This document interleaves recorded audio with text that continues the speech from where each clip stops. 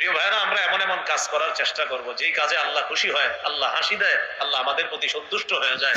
এমন কাজ খুব বেশি করার তৌফিক দান করে। বুখারীর 3798 নম্বর হাদিস, আবু হুরায়রা রাদিয়াল্লাহু তাআলা আনহুর বর্ণনা, আন্না রাজুলান আতা রাসূলুল্লাহ সাল্লাল্লাহু আলাইহি ওয়াসাল্লাম, এক ব্যক্তি রাসূলুল্লাহ সাল্লাল্লাহু আলাইহি সাল্লামের কাছে আগমন করলেন। রাসূলুল্লাহ সাল্লাল্লাহু আলাইহি সাল্লাম ওই ব্যক্তির মেহমানদারি করার জন্য তার স্ত্রীদের কাছে সংবাদ পাঠাইলেন, ঘরে খাবারের কিছু আছে কিনা। স্ত্রীগণ জবাব পাঠাইলেন, মা মা'না ইল্লাল মা, আমাদের ঘরে পানি ছাড়া আর কিছুই নেই।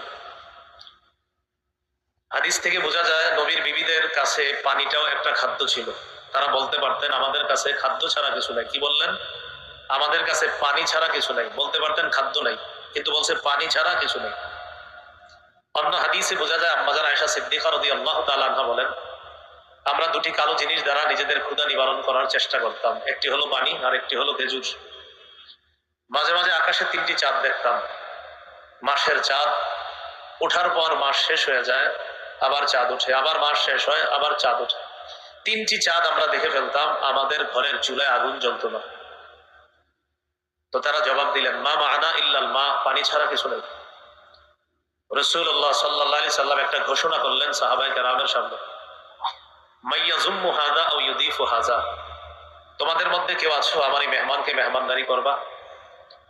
ফাকালা রাজুলুম মিনাল আনসার, আনা ইয়া রাসূলুল্লাহ, একজন আনসারী সাহাবী বললেন, হুজুর আমি মেহমানদারি করব।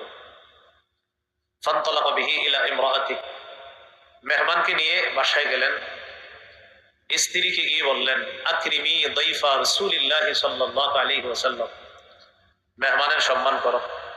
তিনি সাধারণ কোনো মেহমান নন, তিনি আল্লাহ রাসূল সাল্লাল্লাহু আলাইহি সাল্লামের মেহমান। স্ত্রী জবাব দিলেন, মা ইনদানা ইল্লা কুতু সিবিয়ানিনা, আপনি এটা কি করলেন? মেহমান আনলেন, বাসায় তো বাচ্চাদের খাবার ছাড়া আর কোনো খাবার নেই। আমার খাবারও নাই, আপনার খাবারও নাই। কিছু খাবার বাচ্চাদের জন্য আমি প্রস্তুত করেছিলাম, এই খাবার ছাড়া আর কোনো খাবার নেই। স্বামী তার স্ত্রীকে 3টি কথা বললেন। 1 নম্বর, হাইয়ি তা'আমাক, বাচ্চাদের খাবারটাই প্রস্তুত করো, এইটাই মেহমানকে দিবে। ওয়া আসবাহি সিরাজাক, বাতি জ্বালায় দাও। ওয়া নাওয়িমি সিবিয়ানাকি ইযা আরাদু আশাআ, বাচ্চারা রাতের খাবার চাইলে তাদেরকে ভুলভাল বুঝ দিয়ে ঘুম পাড়ায় দেবে। ফাহাইয়াত তা'আমাহা ওয়া আসবাহাত সিরাজাহা ওয়া নাওয়ামাত সিবিয়ানাহা, খাবার প্রস্তুত করলেন, বাতি জ্বালিয়ে দিলেন, বাচ্চাদেরকে ঘুম পাড়িয়ে দিলেন। মেহমানের সামনে খাবার দেওয়ার পর সুম্মা কামাত কান্নাহা তুসলিহু সিরাজাহা ফাআতফাতহু, মেহমানের সামনে খাবার দেওয়ার পর স্ত্রী বুদ্ধি করে বাতির কাছে গিয়ে বাতিটা ঠিক করার বাহানায় বাতিটা বন্ধ করে দিলেন। উদ্দেশ্য কয়েকটা। 1, এটাতে বাচ্চাদের খাবার, এটা যেন মেহমান না বুঝে। 2, স্বামীও খায় না, স্ত্রীও খায় না, তারাও না খাওয়া।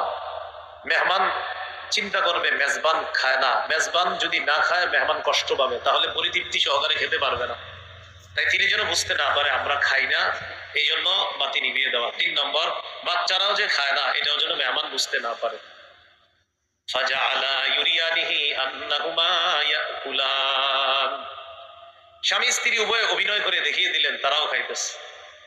অন্ধকারে তারা মুখ নাড়তেছে, আর ওই দিকটা মেহমান খাইতেছে। মেহমান বুঝতেছে তারাও মনে হয় খাইতেছে। খাবার শেষ, মেহমানদারি শেষ। ফালাম্মা আসবাহা গাদা ইলা রাসূলিল্লাহি সাল্লাল্লাহু আলাইহি ওয়াসাল্লাম, যখন সকাল হলো মেজবান সাহাবী রাসূল সাল্লাল্লাহু আলাইহি সাল্লামের কাছে গেলেন। যাওয়ার পর নবীজি বললেন, আজিবা রাব্বুনাল লাইলাতা আও দাহিকা রাব্বুনা মিন ফাআলিকুমা, তুমি আর তোমার বিবি কত রাত মেহমানের সাথে যে সুন্দর আখলাক প্রদর্শন করেছো, তোমাদের এই সুন্দর মেহমানদারিতে আল্লাহ খুশি হয়ে হাসি দিয়েছেন এবং তোমাদের ব্যাপারে কোরআনের আয়াত নাযিল করে দিয়েছেন।